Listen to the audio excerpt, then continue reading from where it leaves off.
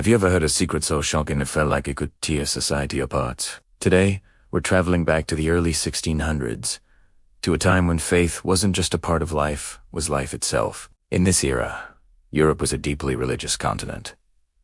The church wasn't just a building you visited on Sundays. It was the ultimate authority, governing everything from what you ate to who you married. It set the rules for morality, for social order, and for your very soul. Breaking these rules wasn't seen as a simple, personal slip-up. It was a cosmic offense, an act of defiance against God, and a direct threat to the stability of the entire community. Imagine a world where your every move is judged by divine law. Now, picture this. In the heart of this world, there's a convent, famous and respected. The women inside are seen as paragons of virtue, brides of Christ who have devoted their lives to prayer and piety. They are symbols of purity in a messy world. But what happens when that symbol cracks? News begins to trickle out, first in whispers, then in scandalous letters and printed pamphlets. A nun, not just any nun, but a respected sister from this very convent, has done the unthinkable. She has allegedly broken her sacred vows. The rumors are wild and salacious. They speak of a secret, forbidden relationship, a passion that defied her holy commitment. The details are shocking, painting a picture of deception behind the convent's hallowed walls. People are captivated and horrified. How could this happen? How could someone so close to God fall so far? The story spreads like wildfire. In an age without social media, news traveled through handwritten letters passed from town to town, through merchants carrying stories along trade routes, and through the brand new invention that was changing everything. The printing press. Early newspapers and pamphlets, often sensationalized, seized upon the tale. It was the viral story of its day. Across Europe, from the bustling streets of London to the quiet canals of Venice, people were talking about the fallen nun. This wasn't just idle gossip. The story struck a nerve. It fed into the growing tensions of the time, the power struggles between secular rulers and the church, and the deep-seated anxieties about sin and salvation. For some, it was proof of the church's corruption. For others, it was a terrifying tale of human weakness and the devil's temptation. Artists painted scenes from the alleged scandal. Playwrights turned it into gripping drama, and preachers used it as a cautionary tale in their sermons. The nun's story became a symbol, a mirror reflecting the fears, hypocrisies, and desires of an entire continent. It forced people to question the very foundations of their world. What does faith mean when its most devoted followers can break their promises? And if even the holiest among us can fall, what hope is there for everyone else? This scandal wasn't just about one woman's choices. It was about an entire society grappling with its own soul. This single event became a cultural phenomenon, revealing the deep-seated anxieties and obsessions of the 17th century. The reaction showed how a personal story could become a public spectacle, igniting debates about faith, power, and human nature that are still relevant today. The tale of the nun who dared to love became more than a scandal. It became a legend, a story that Europe couldn't stop telling. Thank you so much for watching. If you found this journey back in time as fascinating as I did, make sure to hit that like button and subscribe for more stories. Have you ever wondered what it was like to be a woman in 17th century Italy? Forget everything you think you know about romance and Renaissance art. For many, life was a path chosen for them, not by them. Today, we're pulling back the curtain on a hidden and often heartbreaking story. The fate of noble women forced into Imagine being born into a wealthy, powerful family. You have beautiful clothes, a grand home, and an education. Sounds pretty good, right? But here's the catch. In a world dominated by strict religious rules and rigid social structures, your future was likely already sealed. For many young girls, there were only two paths: marriage or the convent, and more often than not, the choice wasn't theirs to make. So, why would a rich family send their daughter to a convent instead of arranging a glorious, power-consolidating marriage? It all came down to money and honor. Dowries were incredibly expensive. Marrying off one daughter could seriously drain a family's treasury. Marrying off several, it could spell financial ruin. The family name, its wealth, and its standing in society were paramount. To protect the main family line and ensure the eldest son inherited a vast, undivided fortune, younger daughters were often seen as a financial problem. The solution: the convent. Sending a daughter to a religious order required a much smaller dowry paid to the church. It was a net, respectable way to remove a daughter from the marriage market and keep the family fortune intact. They called it a spiritual calling, a divine choice. But for many of these young women, it was a life sentence disguised as a holy vow. They were sacrificed on the altar of family ambition. Life inside the convent walls was a world away from the vibrant society they were born into. Some convents were strict, austere places of prayer and solitude. Others were surprisingly lax, becoming almost like social clubs for the wealthy, where women could pursue arts and music. But the one thing they all had in common was the loss of freedom. These women, many as young as 16, had to give up any hope of marriage, of having children, of controlling their own lives. They exchanged their silk gowns for a nun's habit and their worldly future for a life of enclosure. Of course, some women genuinely felt a religious calling and embraced convent life. They found peace, purpose, and a sense of community. For them, it was a sanctuary from a harsh outside world. But for those who were forced, the convent was a gilded cage. They wrote letters filled with longing, poems of sorrow, and sometimes they even rebelled in small, secret ways. Their stories are a powerful reminder of how society's expectations can shape, and sometimes shatter, individual lives. The practice of forced monetization, as it's called, reveals the stark reality for women of the era. Their value was tied to their family's wealth and status, and their personal desires were often secondary. It's a somber chapter in history, but one that's crucial to understanding the long and difficult journey towards female autonomy. Have you ever heard of the Nun of Monza? Her real name was Mariana de Leyva, and her life story is more shocking than any soap opera. Born in Milan in 1575, to a powerful Spanish noble family, her future was decided for her before she could even speak. Her father, the Count of Monza, was a man of great influence. For Mariana, this didn't mean a life of luxury and freedom. Instead, it meant a gilded cage. From the very beginning, the path laid out for her was one of devotion and piety. The expectation was clear. She would dedicate her life to God as a nun. But this wasn't a calling she felt in her heart. It was a destiny forced upon her by family ambition and social convention. Imagine being a young girl, full of life and dreams, only to be told that your world would be confined to the four walls of a convent. It was a common practice for noble families to place their younger daughters in convents, to preserve the family fortune for the sons. Mariana was a pawn in a much larger game of wealth and power. At just 13 years old, Mariana was sent to the Benedictine convent of Santa Margherita in Monza. It was a place known for housing daughters of the elite. When she took her vows, she became Sister Virginia Maria. On the surface, she was a model of religious devotion, but underneath the solemn habit, a rebellious spirit was simmering. She was beautiful, intelligent, and came from a family with immense power. This combination earned her a certain level of respect and influence within the convent, but it couldn't quell the desires of a young woman who had never known true freedom. She was trapped, and the pressure was building.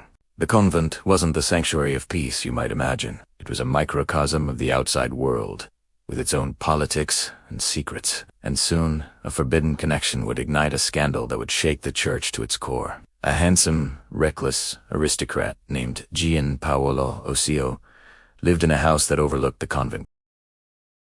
The risks they were taking were immense. To protect their secret, they became ruthless. When other nuns discovered the affair and threatened to expose them, they were silenced. Osio, with Mariana's complicity, was involved in the murder of at least one nun to keep their secret buried. But secrets this big can't stay hidden forever. The web of lies, passion, and crime eventually unraveled. Word of the strange happenings at Santa Margherita reached the authorities. The scandal exploded. The church launched a full investigation, and the horrifying truth came to light. The trial was sensational. Mariana, once a respected figure, was now the center of a shocking scandal. She confessed to her relationship, the births of her children, and her involvement in the cover. Her punishment was severe. She was sentenced to be walled up, sealed alive in a tiny cell with only a small opening for food and water. For 13 long years, Mariana de Leyva lived in complete darkness and isolation. It's a punishment almost too cruel to imagine. Miraculously, she survived. When she was finally released, she was a changed woman. She spent the rest of her life in quiet penance, a living symbol of repentance. Her story became a legend, a cautionary tale of forbidden love and its devastating consequences. It has inspired books, plays, and operas. Most famously, Alessandro Manzoni's novel, The Nun of Monza's life, is a powerful reminder of how the collision of personal desire and societal pressure can lead to tragedy. Have you ever felt like your life's path was chosen for you, not by you? Imagine being just a child, full of dreams and aspirations, only to have them suddenly erased. This is the true story of Mariana de Leva, a young girl from a noble Italian family whose life took a turn she never could have imagined. Born in Milan in 1575, Mariana's early life was marked by tragedy. The vibrant, colorful world she knew was replaced by stone corridors, strict schedules, and silent prayer. Any dreams she might have harbored of love, of family, of a life of her own, were meant to be extinguished, buried under layers of black robes and religious duty. For a young girl on the cusp of womanhood, this wasn't just a change of address. It was the death of a future. The convent was supposed to be a place of spiritual sanctuary, but for Mariana, it quickly became a gilded cage. Life as Sister Virginia Maria was a relentless routine. Dawn, prayers, chores, scripture readings, and more prayers. Every hour was accounted for, every action scrutinized. There was no room for personal desire, no space for individual thought. She was expected to be a model of piety, a symbol of devotion, but beneath the serene facade of a dedicated nun, the heart of Mariana, the young girl who was forced into this life, still beat. She learned to play a part, to say the right words and perform the correct rituals. Yet, a quiet rebellion was simmering within her, a longing for the life that was stolen, and eventually rose to a position of authority within the convent. But this power was a cruel irony. She was a ruler in a world she never wanted to inhabit, a leader of a life she didn't choose. Her noble blood made her respected, but it also made her a prisoner of higher expectations.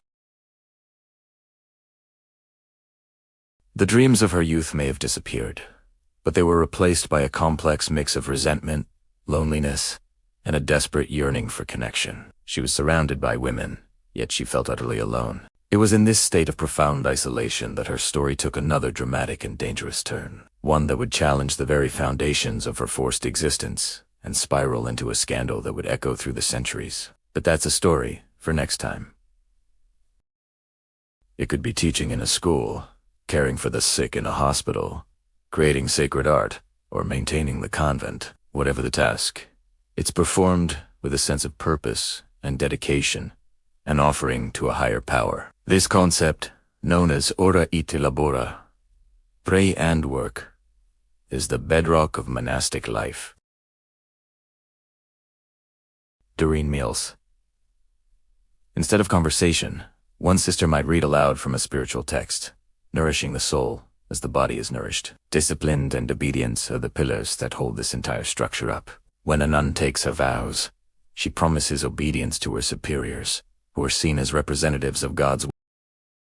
The great silence begins, an absolute quiet that lasts until morning, prayers the next day. The day is bookended by prayer, a perfect, unbroken circle of devotion. Life in a convent is a radical choice. It's a life of profound sacrifice, where personal freedom is exchanged for a structured path toward spiritual enlightenment.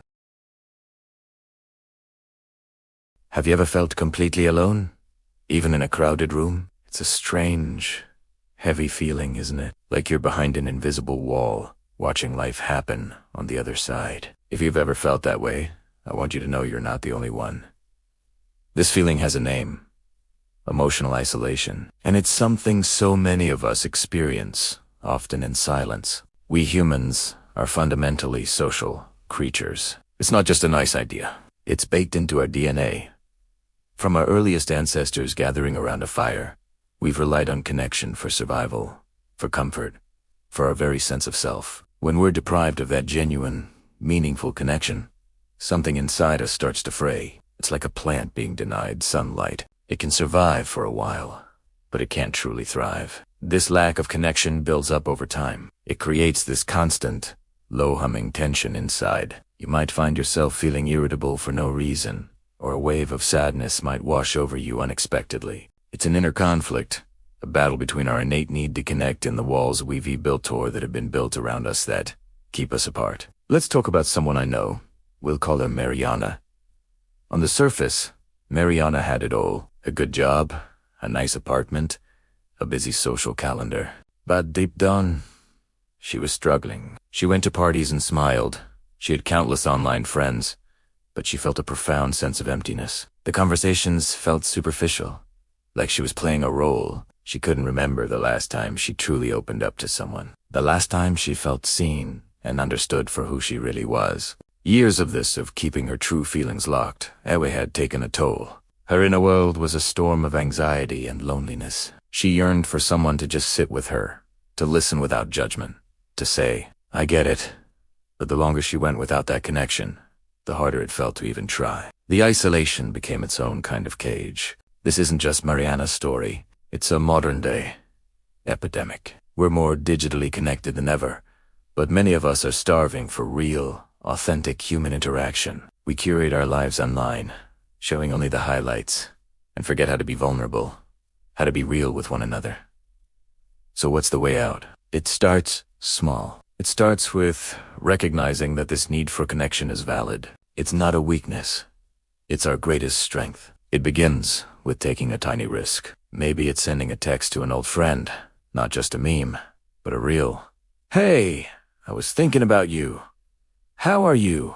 Really?" Maybe it's complimenting a stranger, sharing a small, genuine moment. The journey out of isolation isn't a sprint. It's a slow, steady walk. It's about relearning how to trust both ourselves and others. It's about finding that one person you can be a little more real with, and then maybe another. It's about building a bridge, stone by stone, back to each other. Because on the other side of that bridge is where we find our joy, our resilience, and our sense of belonging. If Mariana's story resonates with you, if you feel that inner tension, please know that things can get better. It can be incredibly helpful to talk to a mental health professional who can provide a safe space and tools to help you reconnect. You don't have to carry this weight alone. Thank you so much for spending. Have you ever heard of the Nun of Monza? Her story is one of Italy's most scandalous and tragic tales, a real-life drama of love, crime, and betrayal that unfolded within the sacred walls of a convent. And at the heart of this story is a man named Gian Paolo Osio. Let's travel back to the late 16th century, to Monza, a city just outside Milan. In the convent of St. Margaret lived a young nun named Sister Virginia Maria. But she wasn't just any nun, born Mariana de Leyva y Marino. She was from one of the most powerful families in the Spanish-controlled territories of Italy. Forced into the convent at just 13, she was destined for a life she never chose. The convent itself was a world of strict rules and isolation, yet it was not entirely cut off from the outside world. Its walls bordered the property of a local nobleman, a handsome and notoriously charming man named Gian Paolo Osio. Osio was known for his charisma, but also for his dark side. He was a man accustomed to getting what he wanted, and he lived a life far removed from the piety of his neighbors. His house was so close to the convent that from his garden, he could see into its courtyards. And one day, he caught a glimpse of Sister Virginia. What stuck as fleeting glances soon became something more. Curiosity began to brew on both sides of the wall. How could a nobleman and a cloistered nun even begin a relationship? Well, it wasn't as impossible as you might think. Communication started subtly. A friendly wave from a window, a lingering look across the garden. But Osio was determined. He bribed a priest to carry letters back and forth, secret messages filled with words of admiration and longing. For Sister Virginia, trapped in a life of forced devotion, these letters were a lifeline, a connection to a world of passion and freedom she had only dreamed of. The forbidden nature of their connection only fueled the fire. The letters grew more intense, and the emotional attachment deepened. Virginia, who had been starved of genuine affection her entire life, found herself falling for the charismatic nobleman. Osio, in turn, became obsessed with the beautiful and untouchable nun. What had started as a game of intrigue was now a passionate, all-consuming love affair. But their secret world was a fragile one, built on stolen moments and whispered promises. The question was never if it would collapse, but when. Their secret couldn't last forever. Alceo grew bolder, using a forged key to sneak into the convent at night to be with Virginia. Their affair became the convent's worst-kept secret. Other nuns knew, some were even complicit, either through fear or loyalty to Virginia. But secrets breed jealousy and resentment. One nun threatened to expose them. Fear and desperation took hold, and what followed was a shocking descent into darkness. The threatening nun mysteriously vanished, and this was just the beginning. Over the next few years, anyone who posed a threat to their secret met a grim fate. Their disappearances covered up by OCO with chilling efficiency. Eventually, the web of lies and murder unraveled. Rumors reached to the church authorities in Milan, and a full investigation was launched. The truth came out in a series of horrifying confessions. Gianpaolo Osio, the charming lover, was revealed to be a ruthless killer. He fled, but his past caught up with him. He was eventually betrayed and murdered by a supposed friend.